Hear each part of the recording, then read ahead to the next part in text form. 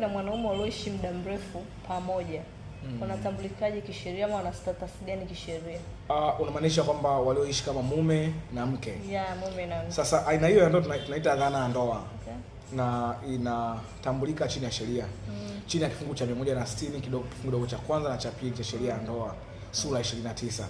Kwenye hicho kifungu imeelezea, imefanua aina hiyo ya ndoa kwamba ili kuwe na dhana ya ndoa kwa watu ambao hawakuwahi kufunga ndoa, hawana ndoa ya kidini, hawana ndoa ya kiserikali wala kimila. Ili iwe dhana ya ndoa, cha kwanza lazima waishi pamoja kwa zaidi ya miaka miwili.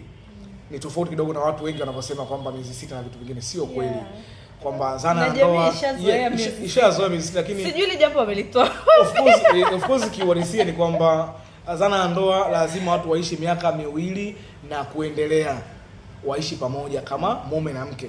Na kama mume na mke kivipi? Kwa maana jamii inaowazunguka itambue, iwaelewe. Kila mtu akimwangalia ajue ni mke na mume. Hiyo ndo kitoka najua mke wake fulani. Yes, inakuwa ni hiyo inakuwa ni dhana ya ndoa. Inatambulika kisheria, of course imekuwa established chini ya kifungu cha 160 ya sheria ya ndoa.